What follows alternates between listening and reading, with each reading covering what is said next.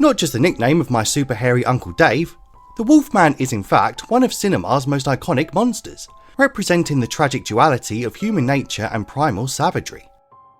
Since its introduction in 1941, the character has been revisited and reimagined across the decades, evolving with changing storytelling techniques and audience expectations. So let's first explore the character's main appearances on film.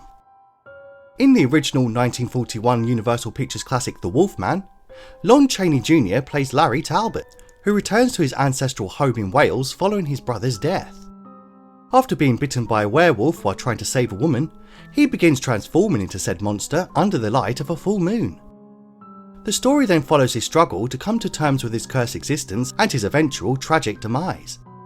With an all-star cast for the time, including support from the Invisible Man himself Claude Rains as Larry's dad Sir John Talbot, and Academy nominee Maria Ulsmanskaya as Maleva, the Romany fortune teller, the key themes here include fate, superstition, and the inevitability of tragedy. Intriguingly, this film established much of the werewolf mythology that we know today, such as the transformation being triggered by the full moon, the curse being passed through a werewolf's bite, and a special vulnerability to silver. It even gave us a classic poetic rhyme that goes, Even a man who is pure in heart and says his prayers by night may become a wolf when the wolfbane blooms and the autumn moon is bright. Naturally, having been made in the first year of the 40s, the iconic transformation scenes were pretty groundbreaking for the time, using stop motion effects and painstaking makeup designed by Jack Pierce. In terms of the box office, it was a decent commercial success for Universal, and though exact figures were not recorded, it did help solidify Universal's reputation as a leader in horror during the 1940s.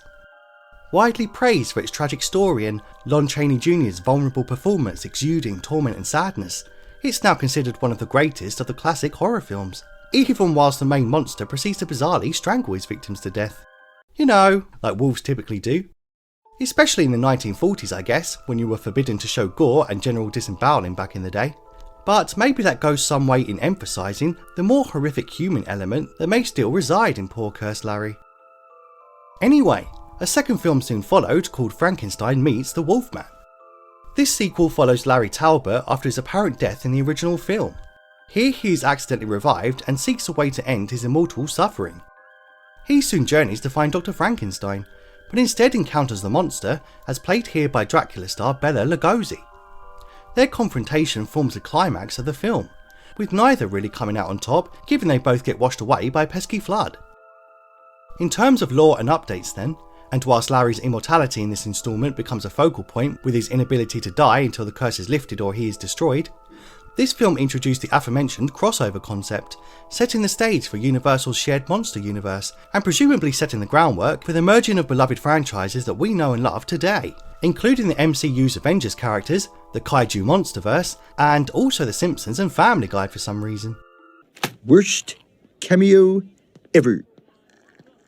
Anyway, whilst a hit at the time and capitalising on the popularity of both monsters, it ultimately did not surpass the original Wolfman in terms of cultural impact.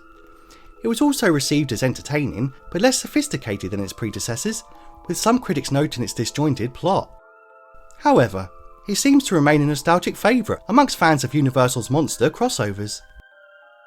Interestingly, the monster was actually supposed to speak in this flick, but Bela Lugosi's lines were sadly cut and leaving his performance oddly stiff, which may or may not work better for this particular role, to be fair. But regardless, the film marked one of the first cinematic versus matchups, paving the way for films such as House of Frankenstein, Monster Squad, and even 2004's vastly underrated Van Helsing flick. Which then brings us to the most recent reimagining of the Man-Wolf story, released in 2010. This version now stars Benicio del Toro as Lawrence Talbot. Set in Victorian England and like the original film, Lawrence returns home after the mysterious death of his brother, and there he is soon bitten by a werewolf and discovers that his estranged father, Sir John Talbot, and who's played here by rather bemused and accent-flipping Anthony Hopkins, harbours dark secrets. The film culminates in a dramatic father-son digital werewolf battle, which was kind of rushed, lame, and a far cry from the quality of the original script, which saw Lawrence hunt down his father and rip his heart out, instead of just kind of accidentally kicking him into a small fire in self-defence. But anyway, this version did have a decent cast, to be fair, with a young Emily Blunt playing a pretty yet pointless love interest called Gwen Conliffe. whilst epileptic Aussie and bona fide screen legend Hugo Weaving rounds out the crew as antagonist Scotland Yard hunter Inspector Aberline, complete with pretty epic mutton chops to boot. Nice. This remake, for all its faults and reliance on digital effects, at least expanded on the backstory of the Talbot family, including Sir John's role as the originator of the curse, and placing it in a Gothic Victorian setting arguably afforded the film a richer and more stylish atmosphere. And although it bizarrely takes a full hour of a 100-minute film to get to it, it also made the werewolf transformations more visceral and violent, utilising state-of-the-art modern CGI. Something original makeup and werewolf effects expert Rick Baker was rather stung by, given the late change in directors forced incoming helmer Joe Johnston to abandon OG director Mark Romanek's designs and instead rely on digital takeovers. Though fear not, for the industry legend still retained his glory and recognition when he went on to win an actual Oscar for the work that he initially put into this one. Who's laughing now? Unfortunately, the film struggled with production delays and reshoots, thereby impacting its overall quality and reception and leaving this gothic horror best remembered for the hospital transformation scene. And also Anthony Hopkins chewing the scenery and sounding English, Scottish and Irish all at once for some reason. Eventually grossing around $139 million globally against a production budget of $150 million, it ended up a financial disappointment for Universal. And whilst pretty divisive among critics, with praise for its gothic atmosphere and practical effects but criticism for its uneven pacing and reliance on CGI, the performances, especially by Del Toro and Hopkins, were noted as particular highlights, despite the film's many flaws. Though, funny enough, the COO of Universal Pictures, Ron Meyer, was very much not a fan, and even went as far as to say in a 2011 speech at the Savannah Film Festival that it sits behind Babe 2 Pig in the City as one of the single worst movies the studio has ever released. Not sure if that was said in jest, as there's no video to confirm it either way, but it does imply that the dude simply hadn't seen the Flintstones in Viva Rock Vegas, and had also learned nothing, given they then later allowed the utter turkeys of Kirk Cameron Saving Christmas and the 2017 Thomas Cruise Mummy movie to come into existence. No!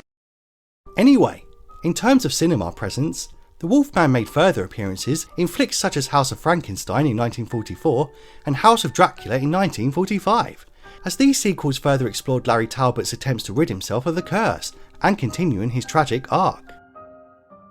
The character then took on a more comedic guise in 1948's Abbott and Costello meets Frankenstein, as a crossover which indeed featured Lon Chaney Jr. reprising his role as Larry Talbot, remains one of the few monster movies blending horror and comedy rather successfully. And finally, a loose reboot of the Universal Wolfman concept was released direct-to-video in 2012 called Werewolf the Beast Among Us, a film which originally began life as a direct follow-up to the Benicio Wolfman film of 2010, before Universal bailed on the franchise entirely and the film released quietly to mixed to poor reviews. Now let's explore some Wolfman lore, for over time, the Wolfman's character and background have evolved somewhat. For example, the tragic hero and themes. The earlier films emphasised superstition and fate, whilst later versions delved into family trauma and moral dilemmas. But Larry Talbot's portrayal as a tragic hero and cursed man struggling with his humanity in the original soon became central to the core character in almost all subsequent versions. In terms of abilities, the Wolfman's strength, speed and heightened senses have pretty much remained consistent, but later versions emphasised the grotesque and brutal nature of the transformation, choosing to focus on its shocking gore and visceral body horror, and mostly as a showcase for the updated effects of the day.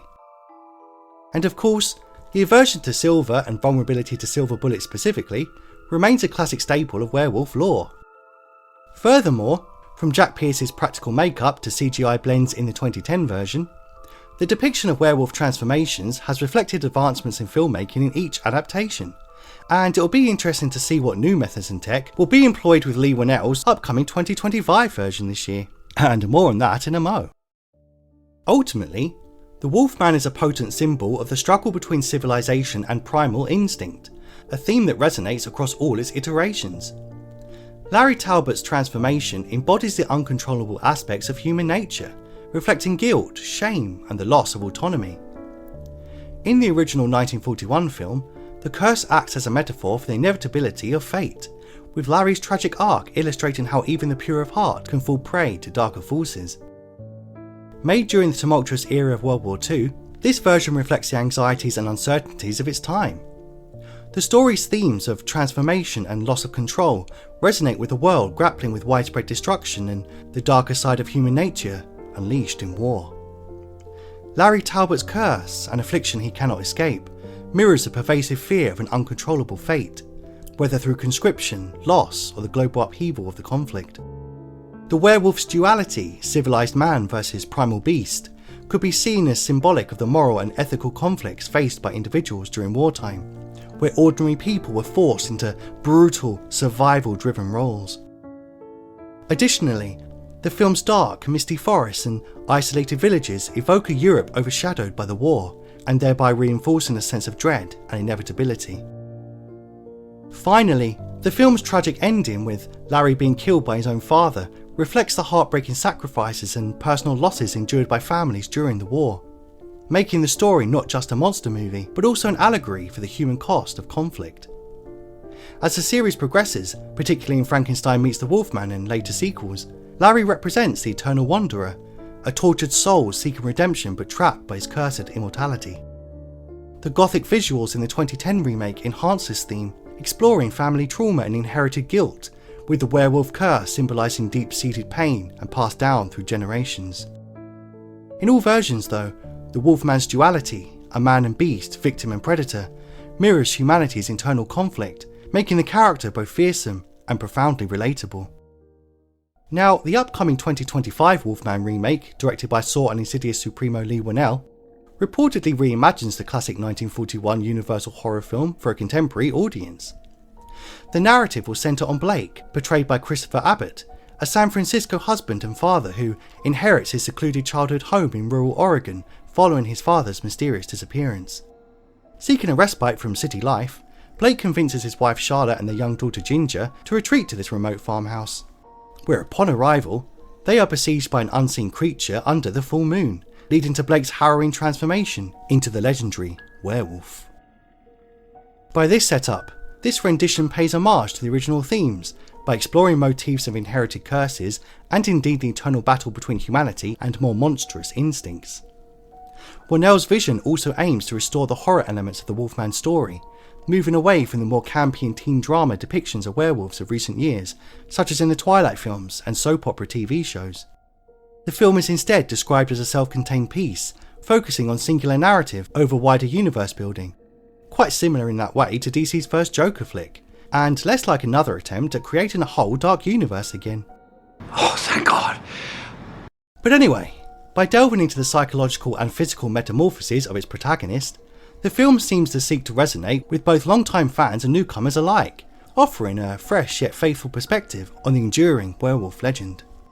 And given Winnell's track record with some pretty decent horror films and indeed his Invisible Man remake, which to be fair had no right to be anywhere near as good as it was, I'm personally pretty hyped for this flick, and quietly confident that it can add something fresh and new to the classic story. And that's it for this one, I think. Let me know your thoughts on the topic. Are you excited for Lee Winnell's upcoming new take on the character? Or are you in fact a little worried, given the first glimpse of the design admittedly looks a little goofy, and also given that Blumhouse is attached as a producer? Well, whatever your thoughts, I'd love to hear about them down in the comments. Now, I hope you have a lovely day, and of course, a big thank you for watching, if indeed you still are.